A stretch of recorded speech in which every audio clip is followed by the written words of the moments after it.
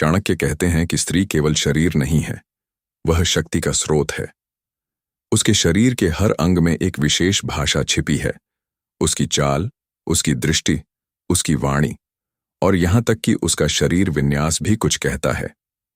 जब किसी स्त्री के शरीर में कोई विशेष परिवर्तन होता है, जैसे कि उसके अंगों में सौंदर्य या आकार की वृद्धि, तो यह केवल बाहरी परिवर्तन नहीं होता, यह भीतर की ऊर्जा, भावनाओं और मनोविज्ञान की भी अभिव्यक्ति होती है।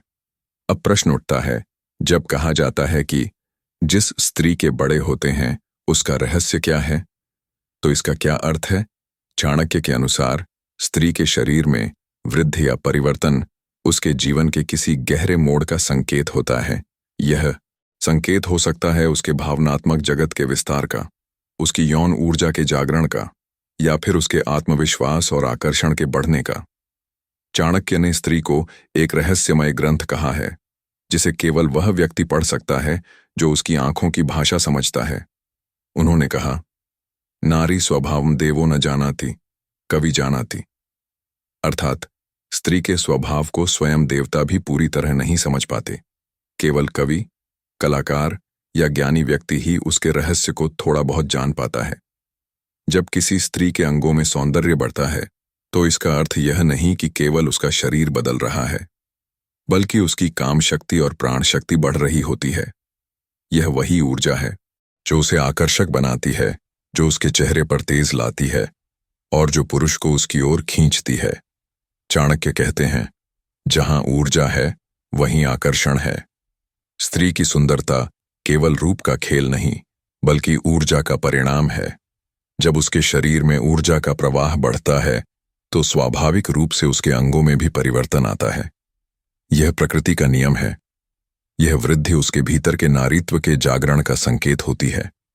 स्त्री जब प्रेम में पड़ती है, जब उसका मन किसी संबंध में गहराई से जुड़ता है, जब उसका हृदय खुलता है, तो उसका पूरा अस्तित्व बदलने लगता है।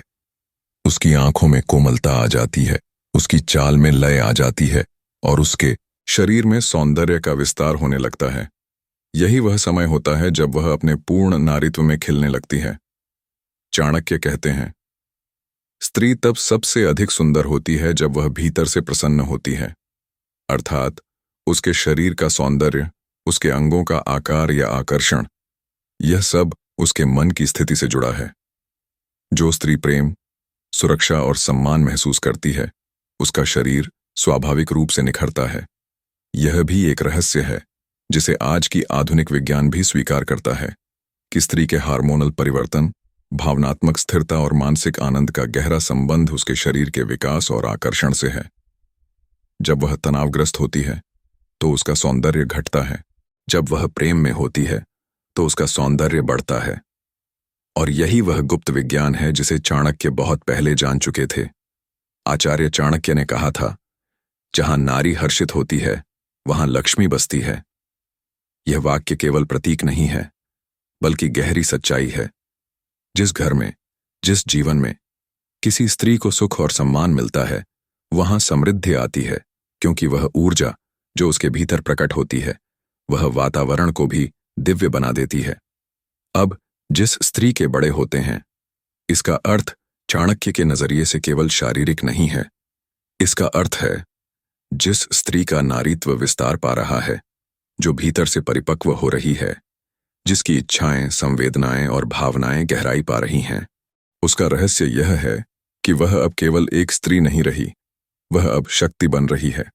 चाणक्य ने कहा था, नारी यदि शांत है तो संसार सुखी है, यदि नारी असंतुष्ट है तो पूरा विश्व असंतुलित हो जाता है। इसका तात्पर्य यह है कि स्त्री की आंतरिक स्थिति ही उसके शरीर में झलकती है। यदि वह असंतुष्ट है तो उसका सौंदर्य मुरझा जाता है, और यदि वह भीतर से प्रसन्न है तो उसका आकर्षण असाधारण हो जाता है। हर पुरुष को यह समझना चाहिए कि स्त्री के शरीर में जो परिवर्तन दिखता है, वह उसके भीतर की किसी गहरी भावना का संकेत है। यदि वह अधिक सुंदर हो रही है, यदि उसका व्यक्तित्व निखर रहा है, तो समझो कि उसके भीतर प्रेम, आत्मविश्वास और शक्ति का प्रवाह बढ़ रहा है। चाणक्य यह भी कहते हैं कि किसी स्त्री की सुंदरता को देखकर कभी अहंकार मत करो, क्योंकि वह सुंदरता किसी एक पुरुष के लिए नहीं, बल्कि पूरे अस्तित्व के लिए है। वह प्रकृति की देन है और उसका उद्देश्य केवल आकर्षण नहीं, सृजन है। स्त्री की सुंदरता, उसके बड़े अंग, उसका सौंदर्य, ये सब संकेत हैं कि वह सृजन के योग्य हो रही है, कि वह प्रकृति के उस चरण में है जहां से जीवन जन्म ले सकता है। यह जैविक रहस्य भी है और आध्यात्मिक भी। चाणक्य के अनुसार नारी का सबसे बड़ा सौंदर्य उसकी आंखों में होता है, क्योंकि आंखें मन का दर्पण हैं। लेकिन जब शरीर में ऊर्जा का प्रवाह बढ़ता है, तो आंखों से लेकर हर अंग तक में वह चमक फैल जाती है। यही कारण है कि जब कोई स्त्री आत्मिक रूप से जागती है, तो उसका शरीर स्वतः सुंदर हो जाता है, भले ही उसने कोई प्रसाधन न लगाया हो।